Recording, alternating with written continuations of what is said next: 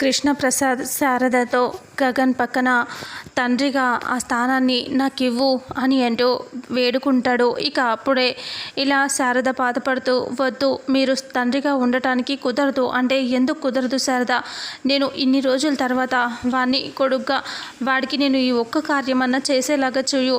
నేను వాడి పెళ్ళిలో తండ్రిలాగా నేను ఉండేలాగా చూడు, శారదానికి దండం పెడతాను అని అంటే, మీరు అలా ఉంటాను అంటే అసలు ఈ పెళ్ళే జరగదు అని అంటూ శారద ఏడుస్తూ గట్టిగా అంటుంది.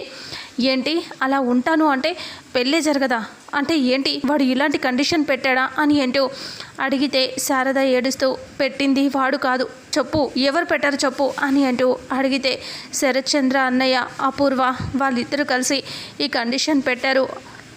మీతో విడాకులు తీసుకుంటేనే గగన్ భూమికి పెళ్లి జరుగుతుంది అని చెప్పారు.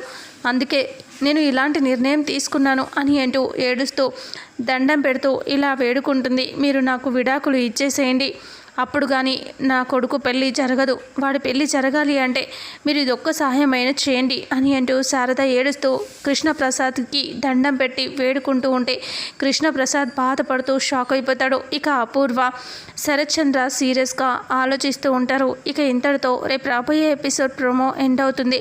ఫుల్ ఎపిసోడ్లో ఏం జరుగుతుందో తెలుసుకుందాం.